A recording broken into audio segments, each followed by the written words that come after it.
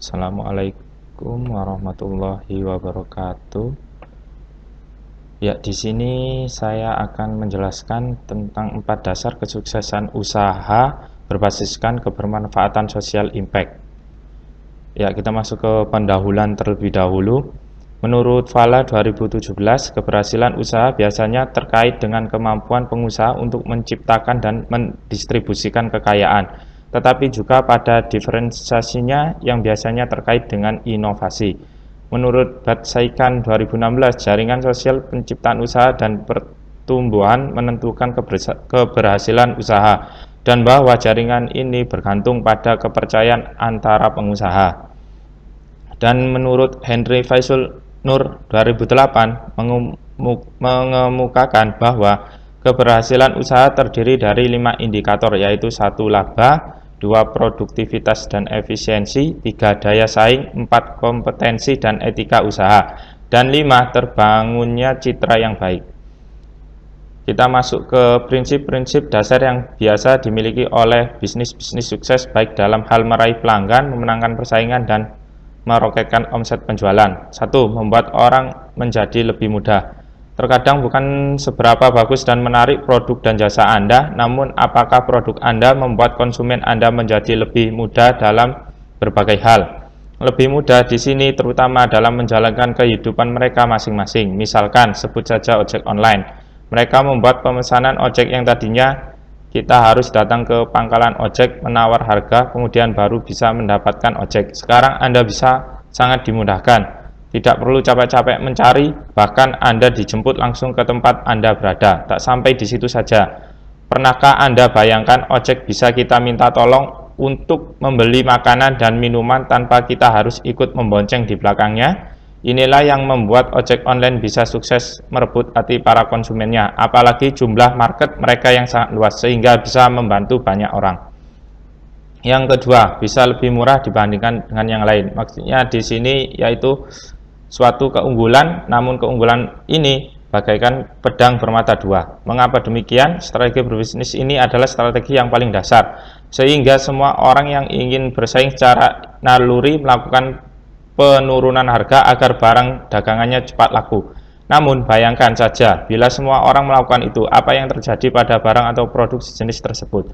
Tentu harganya akan rusak dan keuntungan yang didapat juga semakin tipis. Oleh karena itu, sebagai pembisnis yang handal, Anda harus bijak jika ingin menggunakan strategi ini. Sebaiknya sebelum kita melakukan strategi ini, harus dibuat rencana yang matang, apalagi sudah menyangkut brand dan konsistensinya di pasar. Karena sekali harga produk dan jasa Anda turun, sulit untuk menaikkannya kembali. Secara teknis sebenarnya Anda jangan pernah melakukan penurunan harga produk atau jasa Anda. Penurunan harga bisa memberikan efek barang Anda tidak laku atau penurunan kualitas. Jika ingin menurunkannya, gunakan taktik promosi atau diskon pada jangka waktu tertentu dan beritahukan alasan kenapa ada promosi demikian. Kalau tidak, pembeli Anda yang di awal membeli produk Anda akan merasa dirugikan dan kecewa terhadap Anda. Hal inilah yang dilakukan oleh perusahaan minuman Starbucks Indonesia yang sering melakukan promo diskon 40-50% dalam jangka waktu tertentu.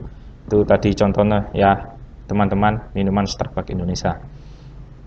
Yang berikutnya, sebenarnya Anda bukan hanya bisa mengatur harga produk dan jasa Anda untuk menjadi lebih murah. Di sini bisa juga berupa kesan dan brand yang dibangun di mata masyarakat. Hal ini pernah dilakukan oleh sebuah pasar swalayan di mana mereka memunculkan slogan, jika Anda menemukan barang yang lebih murah di tempat toko swalayan sejenis, kami ganti selisihnya 2 kali lipat. Ini merupakan kesan bahwa di pasar swalayan tersebut adalah tempat berbelanja yang paling murah di toko swalayan manapun.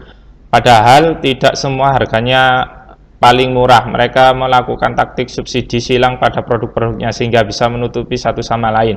Lagi pula masyarakat tidak mungkin membandingkan satu persatu tiap barang yang ada di tiap supermarket. Bila memang ditemukan bahwa sebuah pasar swalayan lebih mahal dari tempat mereka, paling tidak selisihnya hanya Rp500, dan itu tidak seberapa dibandingkan dengan keuntungan yang mereka dapatkan karena adanya slogan tersebut. Selain itu, Anda bisa membuat image lebih murah dari brand Anda. Misalkan sebuah brand pesawat terbang yang memang menyasar kelas menengah ke bawah dan konsumen yang ingin menghemat biaya. Mereka menghasilkan berbagai fasilitas seperti makanan dan minuman, komplementer, merapatkan jarak antar kursi dan lain-lain supaya bisa menekan biaya. Dengan taktik tersebut, harga tiket pesawatnya bisa ditekan dan menjadi keunggulan tersendiri untuk perusahaan tersebut dibandingkan dengan para pesaingnya. Yang ketiga, bisa lebih cepat dibandingkan dengan yang lain.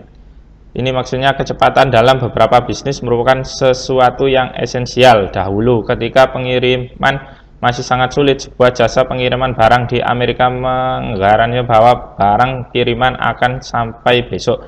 Ini memberikan keunggulan yang sangat baik dibandingkan dengan pelanggan lainnya. Lebih cepat di sini sebenarnya tidak harus dalam bentuk jasa pengiriman atau logistik. Jika Anda memiliki toko retail, restoran, bahkan salon sekalipun, Anda bisa berikan pelayanan yang cepat dan memuaskan konsumen sehingga mereka tidak harus menunggu lama. Cepat bukan berarti asal-asalan, namun memiliki kapasitas lebih untuk bisa melayani dengan lebih cepat, baik dengan menambah skill sumber daya manusianya atau dengan menambah jumlah pegawai Anda. Dengan begitu, pelayanan dalam bisnis Anda akan menjadi lebih cepat dalam berbagai hal, dan itulah keunggulan Anda yang membuat bisnis Anda maju satu langkah daripada kompetitor Anda. Yang keempat, bisa membuat konsumen Anda lebih senang saat menggunakan produk atau jasa Anda. Mungkin begitu Anda melihat poin nomor 4 ini muncul beberapa tebakan di pikiran Anda tentang segala sesuatu yang membuat senang. Saya tidak tahu apakah Anda berpikir beberapa contoh seperti mainan, game digital, olahraga, dan sebagainya terusnya. Ya, semua yang disebutkan itu memang betul, namun ternyata konsep lebih senang ini bukan hanya dapat dilakukan terhadap produk dasar yang tujuannya untuk kesenangan saja. Pernahkah terpikirkan oleh Anda bahwa konsep ini bisa dipraktekkan dalam segala jenis industri? Misalkan ada sebuah toko sate yang bernama Soto Pukul yang sangat ramai. Hal ini disebabkan karena ketika sedang memanggang sate, sang abang sate sering melakukan pukulan kepada gerobak satenya menggunakan kipas. Hal ini yang menjadi ciri khas dari sate tersebut. Atau sebuah food court yang setiap malam memberikan sajian berupa stand up komedi bagi para pengunjungnya secara gratis. Inilah yang menjadikan konsumen Anda lebih senang dan dengan senang hati memberikan uangnya kepada Anda. Bahkan jika mereka benar-benar puas, mereka bisa menjadi sales Anda tanpa dibayar dengan memberikan referensi kepada teman-teman mereka untuk datang dan membeli produk atau jasa Anda. Di sini kita menjelaskan tentang konsep social entrepreneurship. Ya, di sini definisi social entrepreneurship banyak dikembangkan di sejumlah bidang yang berbeda, mulai dari tidak untuk profit, untuk profit, sektor publik, dan kombinasi dari ketiganya. Menurut Bill Drayton, pendiri Ashoka Foundation selaku penggagas social entrepreneurship, terdapat dua hal kunci dalam social entrepreneurship. Pertama, adanya inovasi sosial yang mampu mengubah sistem yang ada di masyarakat. Kedua, hadirnya individu bervisi, kreatif, berjiwa wirausaha atau entrepreneurial dan beretika di belakang gagasan inovatif tersebut. Menurut Halder 2010 merangkum definisi social entrepreneurship secara lebih komprehensif, yaitu sebagai penciptaan nilai sosial yang dibentuk dengan cara bekerja sama dengan orang lain atau organisasi masyarakat yang terlibat dalam suatu inovasi sosial yang biasanya menyiratkan suatu kegiatan ekonomi.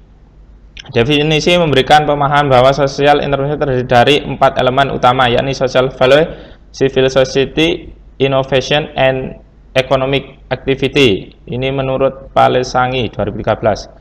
Social value ini merupakan elemen paling khas dari social entrepreneurship, yakni menciptakan manfaat sosial yang nyata bagi masyarakat dan lingkungan sekitar. Yang kedua, civil society. Social entrepreneurship pada umumnya berasal dari inisiatif dan partisipasi masyarakat sipil dengan mengoptimalkan modal sosial yang ada di masyarakat. Yang ketiga, innovation. Social entrepreneurship memecahkan masalah sosial dengan cara-cara inovatif, antara lain dengan memadukan kearifan lokal dan inovasi sosial. Yang keempat, economic activity. Social entrepreneurship yang berhasil pada umumnya dengan menyeimbangkan antara aktivitas sosial dan aktivitas bisnis. Aktivitas bisnis atau ekonomi dikembangkan untuk menjamin kemandirian dan keberlanjutan misi sosial organisasi. Sekian dari saya. Terima kasih.